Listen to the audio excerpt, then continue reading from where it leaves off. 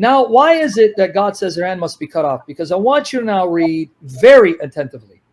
If you read the Old Testament, one of the most important things for the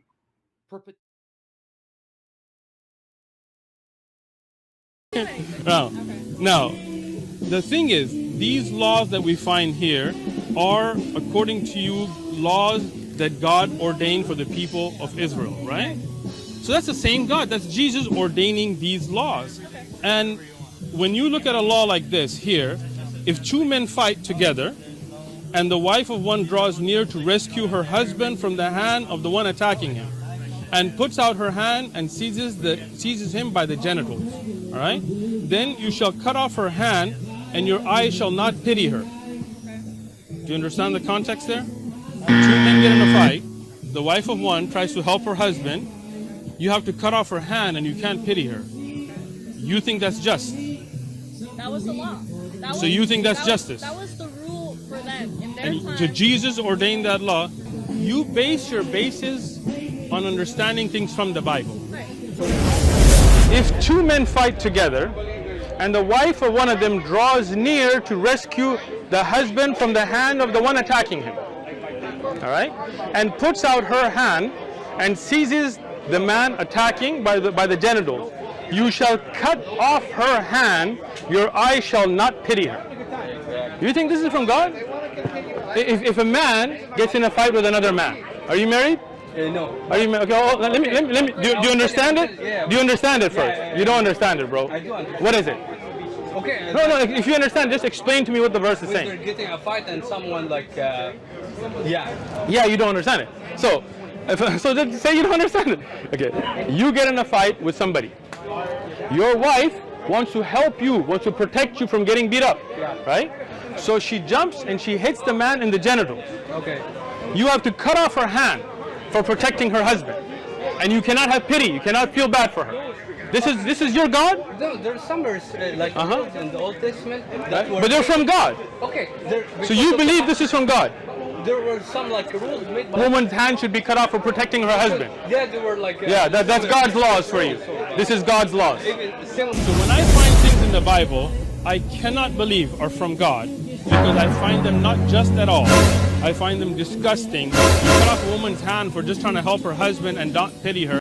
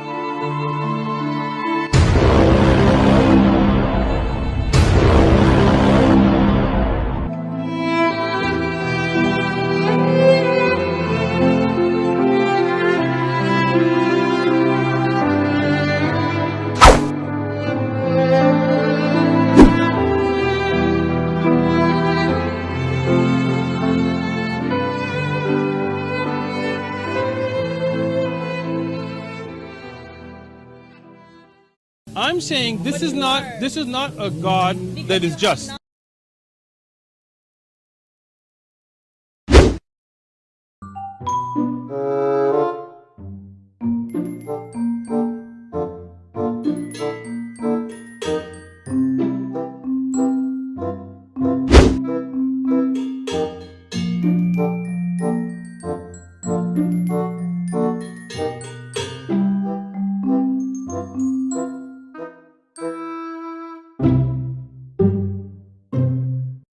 Show me. I don't want to nitpick your religion. I'm not nitpicking. I'm saying this is not a God that is just. Not read the entire I have. Oh, again, you assumed something about me, right?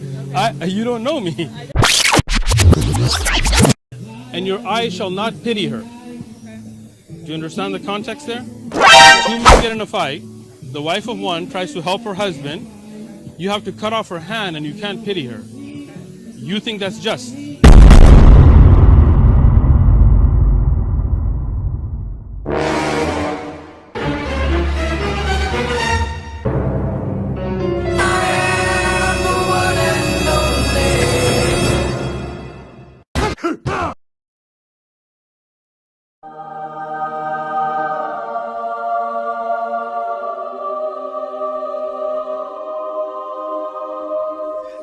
But you're seeing the pattern I was saying earlier. You see how all is pointing to Jesus? Yeah. Okay, now let's talk about the cutting of the hand. Let me go a little deeper to show you. Though on the surface level it sounds horrific like it did to all of us.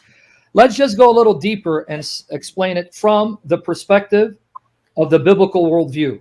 In other words, like I can enter the Quran's worldview and not believe in the Quran. And I can tell you from the Quran, this is what it says, even though I don't believe it. Likewise, though you're not a believer, first at least enter the worldview of the Bible and see it from their perspective, why it seems logical to them, even though you may reject it. So let's go to Deuteronomy 25, 11 and 12. Let me show you that passage. Deuteronomy? 25, 11, because this is the passage that her mentor mentioned about cutting off of the hand. Because earlier she was talking about her mentor and Deuteronomy 25, 11, 12. She didn't give the reference, but that's what she's referring to, because this is the only reference to cutting off the hand. Okay. So should I start with 1 or 11, 12? 11 and 12, dude. What's one going to do with it? Sorry, brother. I mean.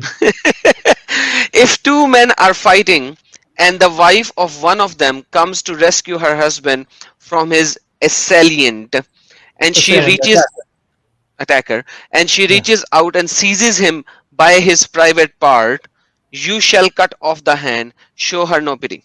Now, just reading it sounds cruel, but let me now explain to you from the perspective of biblical worldview.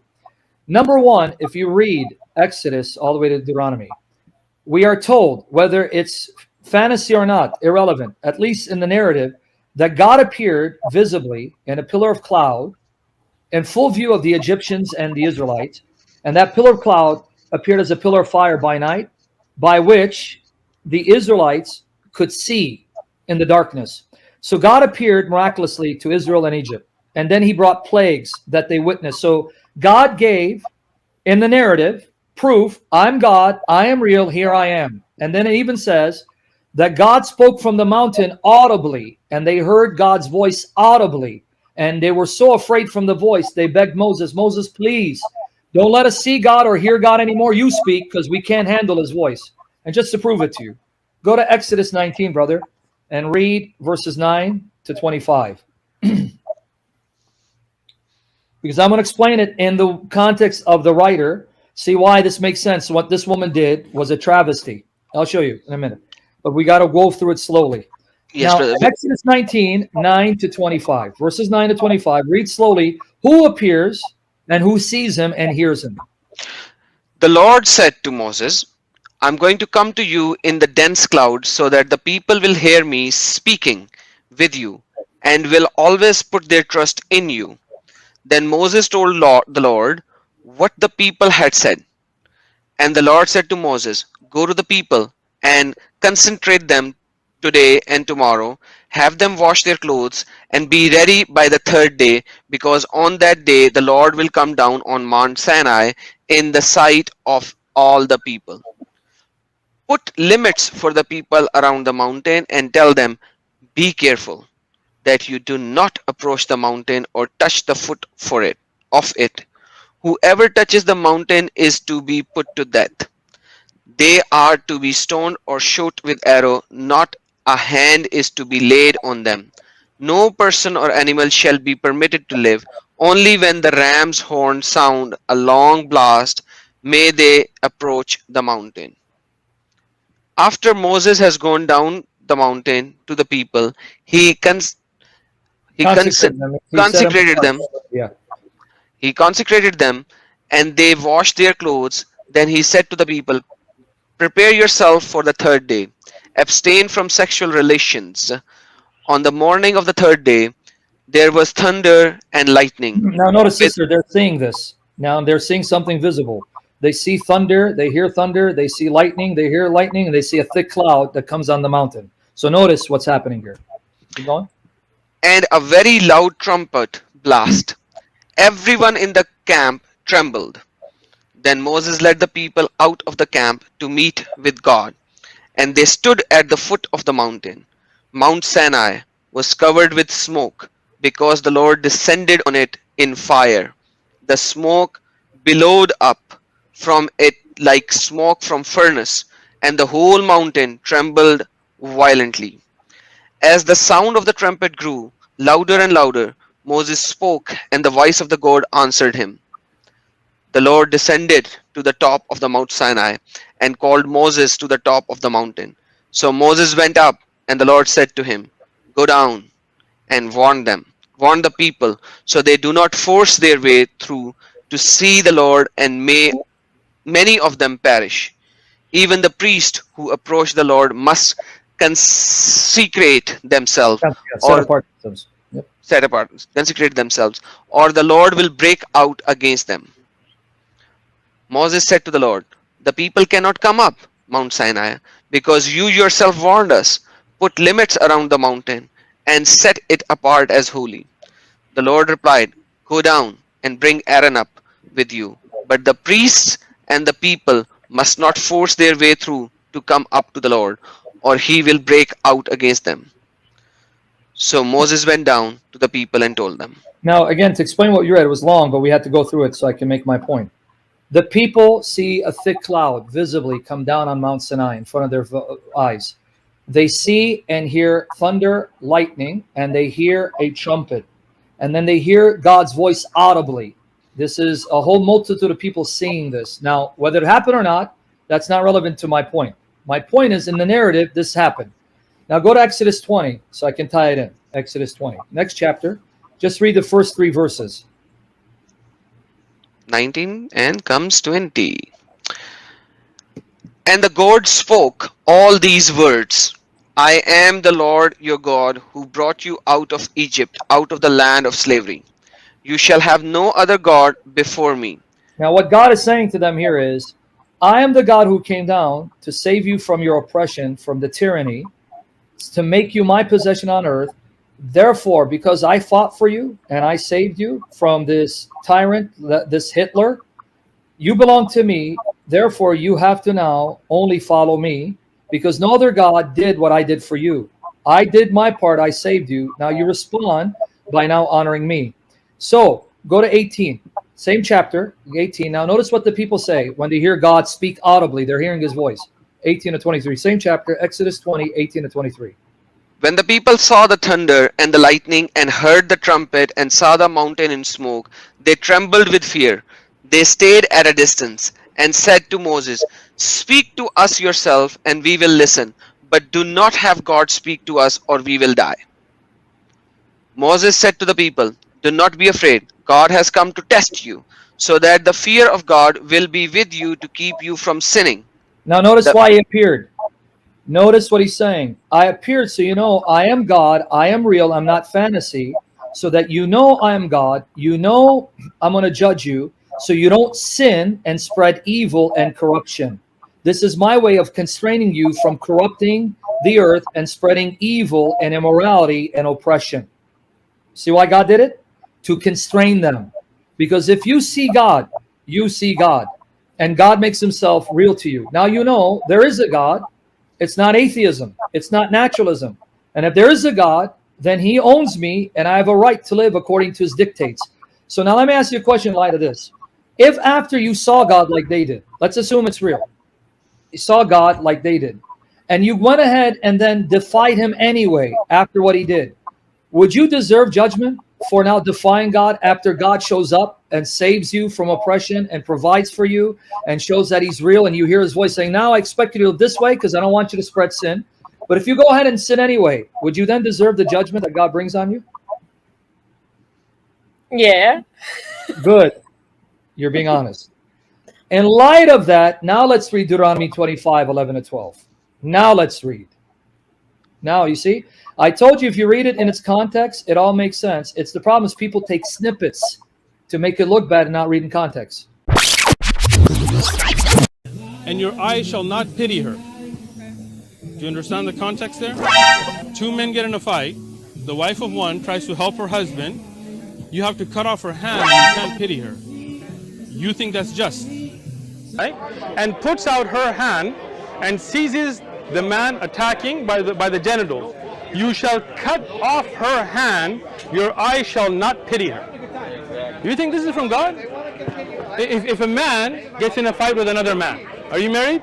No. Are you married? Okay, oh, let me, do you understand it? Yeah. Do you understand it first? Yeah. You don't understand it, bro. I do understand. What is it? Okay. No, if you understand, just explain to me what the verse is saying. I told you if you read it in its context, it all makes sense. It's the problem is people take snippets to make it look bad and not read in context. So I read the context. Exodus came first. FYI. Yeah. Deuteronomy 25, 11 to 12. Now, God has shown himself to his people. They've heard his voice. They've seen the cloud. He's now proven to them, I am real. Therefore, here's the do's and don'ts. Now, why is it that God says their hand must be cut off? Because I want you to now read very attentively. If you read the Old Testament, one of the most important things for the perpetuity of a man, for his line to continue, was to have seed. Because the way you continue your tribe, your lineage, your clan, is through offspring. It was considered a curse in the Bible that if a person couldn't have a child, he was cursed, because that means his line would end. His name would end. His line would not continue, right? You with me there, sister? Yeah. According to the Bible? Now, understand why God says her hand should be cut off. Because notice it says, she maliciously reached for the private part. See, right there, you should ask yourself, why is God saying that if two men fight and my wife comes and reaches out for the private part? See, you're nodding here. Now you're seeing she was maliciously aiming that area for what reason? Yeah, I get you what you mean now. I know. Yes. She was trying to crush his private parts in order to hinder him from having seed, thereby cutting off his line. You see why it's wicked now? And God said, now do this to teach them a lesson. Because it's not just she hit him in the face. Notice he didn't say if she hits him in the face, cut off his hand. If she hits him in the shin, cut off his hand. It's deliberate. She aimed for the genitalia to damage the genitalia so he cannot have children, to cut off his line, which is worse than murder when you cut off my entire seed. Yeah. So in light of her malicious attack, it's malicious. She directed it there deliberately. In light of them knowing God is real and God shows up, and in light of knowing how important it is to continue your seed, in light of all those, this command doesn't seem as harsh as at first glance, because she deserves what she gets.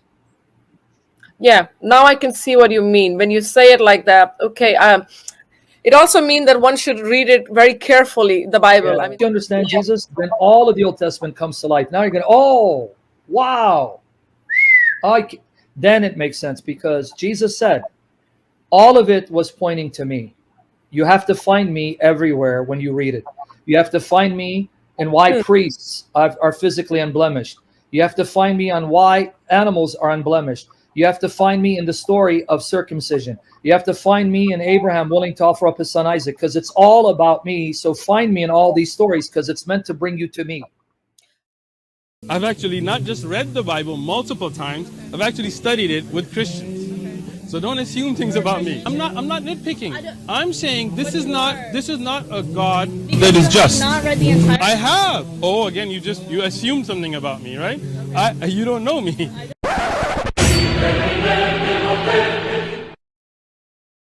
has Sirach, has Barak, has the first Maccabees, has the second Maccabees, has chapter 10 through 16 of Easter, Daniel 3:24 through 90, Daniel 13, the story of Susannaha, and Daniel Susannaha.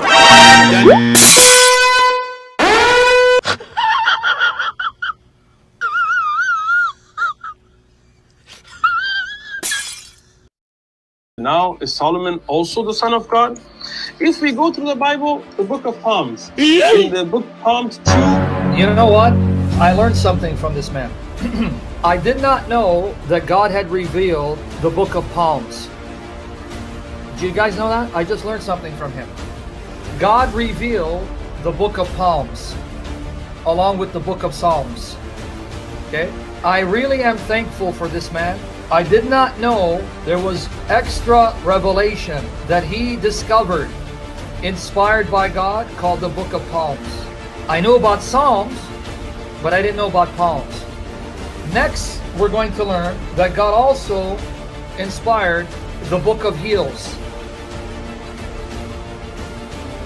the book of shins, the book of toes, the book of fingers, the book of nostrils. Amazing. What would Christianity do without Uthman Farooq? Yeah, armpits too, yeah.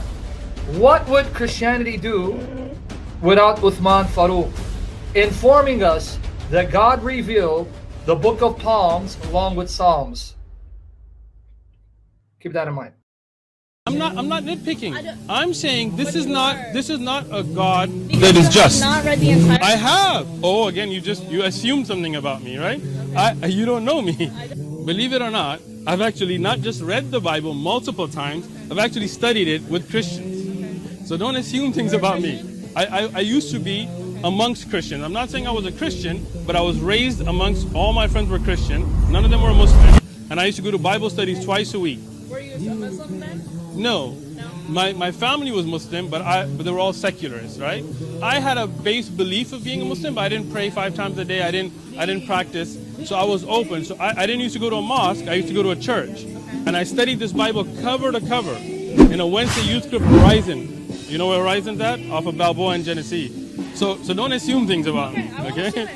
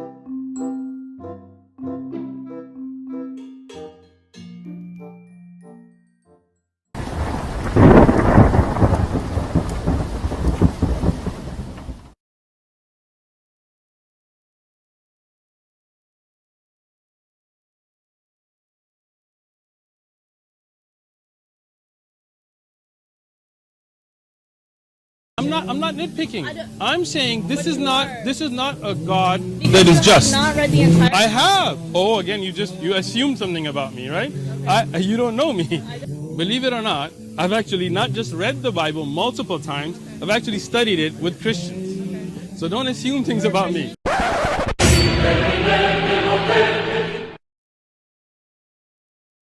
Has Sirach, has Barak, has the first Maccabees, has the second Maccabees, has chapter 10 through 16 of Easter, Daniel 3:24 through 90, Daniel 13, the story of Susannaha, and Daniel Susannaha.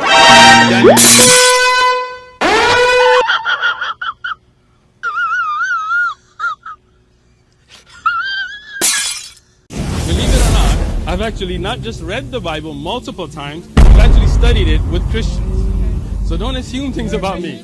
I used to be amongst Christians. I'm not saying I was a Christian, but I was raised amongst, all my friends were Christian. None of them were Muslim. And I used to do Bible studies twice a week. Were you a Muslim then? No. My family was Muslim, but they were all secularists, right?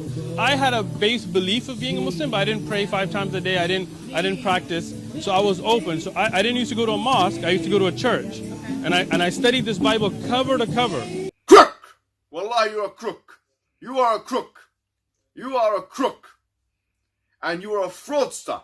And we will call each and every single one of you out. Wallahi, we will call you out and we will catch you. Because part of our da'wah is not just to find the disbelievers who are a'da.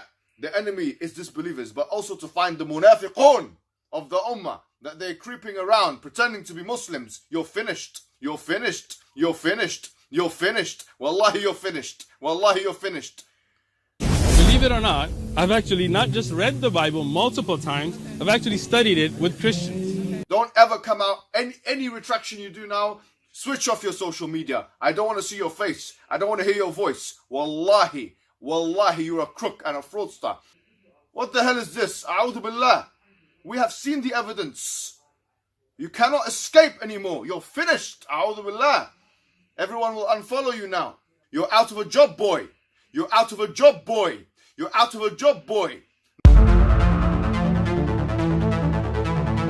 Glory to the triune God. Don't you understand, my brothers and sisters in the Lord Jesus Christ? Muhammad has already defended and proven the Bible for you. Since they believe in Muhammad, not you, not me, that means whether they like it or not, they have to accept what Muhammad said. Otherwise, they're not a Muslim. Say that Muhammad is a son of the devil and spit on him, then I won't appeal to Muhammad. You got it now? So if they want to say, okay, I'm not a Muslim, Muhammad is a bastard, son of the devil, then I can answer your questions. But as long as you confess to be a Muslim, as long as you say you believe in the Quran, which is worse than toilet paper, and the Sunnah, right, which is worse than a plunger, then you have no right and no audacity to even question the Old Testament or the New Testament, because your fake prophet and your fake God confirmed that my Bible is the uncorrupt, perfectly preserved Word of God. You're stuck with it. Hadouken! Perfect.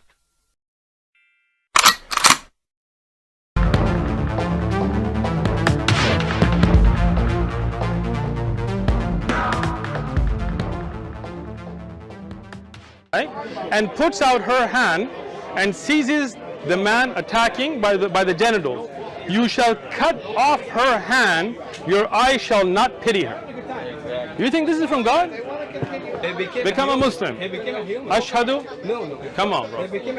Don't be just stubborn because you want to be stubborn. May Allah guide you. May Allah not guide you? Well, he guides and misguides. Yeah, may Allah guide you. I'm making dua for you. Like, say Ameen. Huh? Did you say may Allah misguide me? No, you say like God and misguide and guide. I'm saying may Allah guide you. Say Ameen.